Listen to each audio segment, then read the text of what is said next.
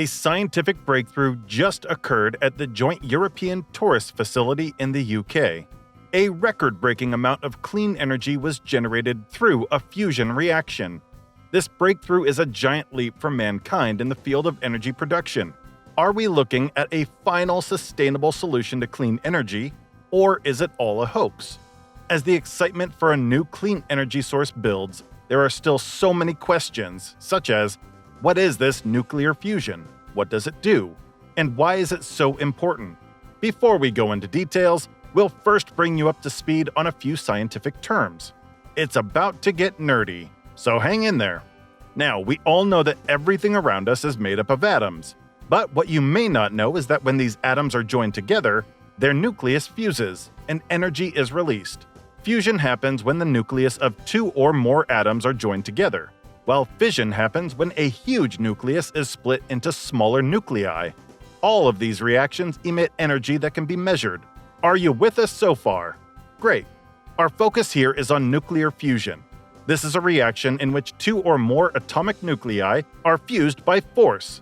In fusion reaction, it is usually the variance of hydrogen nuclei forced to form one single or more nuclei. As simple as this reaction sounds, it is the same reaction that powers the sun and the stars. Now that you understand what nuclear fusion is, let me reiterate that a UK-based nuclear fusion company just generated a record amount of energy that has never been achieved in the past. And the good news is that the energy is clean and pure. The new record of power generated is about 69.26 megajoules, which exceeds the former record of 59 megajoules. This is significant progress considering that the initial peak fusion power, recorded in 1997, was 22 megajoules. Scientists believe that this reaction could produce incredible amounts of energy without heating the atmosphere.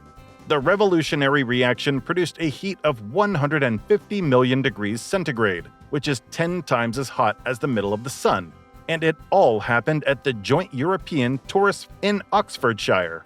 The reaction demonstrated that it was possible to create a bite-sized sun in a fusion plant and sustain it for a period of time.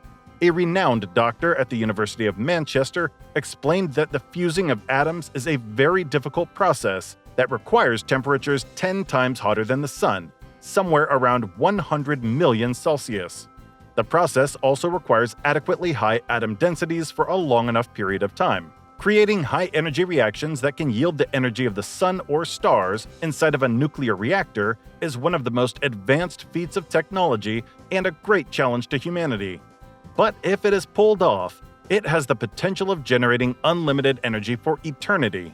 The 69 megajoules of energy that was produced by the nuclear fusion reaction lasted for 5 seconds and generated just enough power to prepare 5 hot baths. Nothing significant, so a lot more work was required to get to our destination. This project is still light years away from developing nuclear fusion power generation plants, but there is significant progress, and with continued international collaborations and hundreds of scientists working together, we may witness the construction of a nuclear fusion power plant in a not-so-distant future.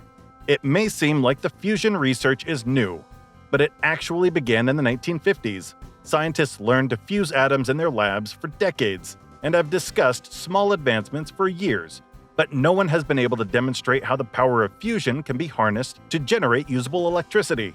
A small amount of fusion fuel may be enough to power a home for more than a year, and the beauty of fusion elements is that it is endless and unlimited, found in air, water, land, and everywhere. You probably just heard me mention fusion fuel, and you are wondering, fusion requires fuel? Are we going in circles? On the contrary, this is not the fossil fuel kind. This is something rather fascinating. You see, the fuel used for fusion is traditionally isotopes of hydrogen. In basic terms, hydrogen has 3 variants: protium, deuterium, and tritium. These isotopes can be used to fuse with the isotopes of other elements to release energy. For instance, deuterium can be fused with a helium isotope called helium-3 to birth another isotope called helium-4.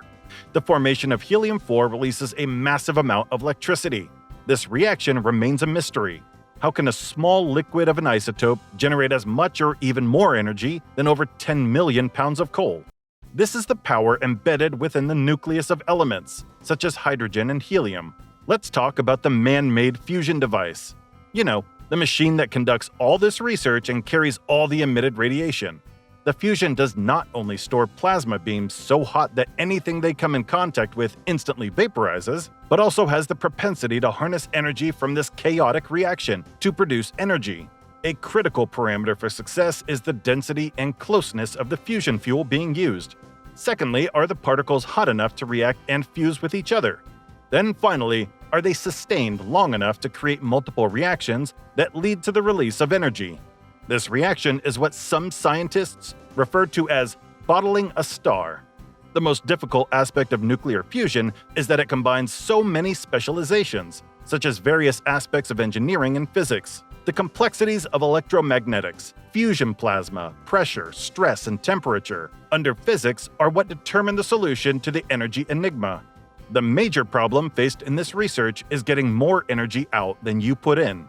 The Joint European Torus Facility, JET, is one of the few organizations to dare the impossible. The facility was launched in 1983, and it took them 40 years of hard work to achieve this record. The UK government, as a follow-up, has plans to build the world's first fusion power plant with its location in Nottinghamshire, which is likely to become operational in the 2040s. Fusion energy does not emit carbon, but the real question is, will it be ready in time to stop the crisis caused by climate change? It may take more time than we expect, but we have to hope and believe that this dream can be achieved in time, because fusion energy holds so much promise which can be applied in literally every industry: electricity, transport, and even construction. If the fusion reaction is scaled up to commercial levels, it could become a substitute for fossil fuel energies and put an end to carbon emissions even faster than other sources of clean energy, such as solar and wind. Imagine a future where fossil fuel energy and carbon emissions are a thing of the past and no longer a problem for humanity. To achieve this reality, governments worldwide are collaborating with research organizations to explore the power of nuclear fusion. Many companies are skeptical about the commercialization of this form of energy, but companies like Helion and JET are working tirelessly to build generators that can harness large amounts of power sustainably for millions of homes and offices around the world. What are your thoughts on this critical research breakthrough? Will it make it to commercialization before 2040? Let us know in the comments. As usual, if you enjoyed this video, give it a like, smash that subscribe button, and turn on notifications so that you don't miss any future videos. That's all from us, and we'll see you in the next one.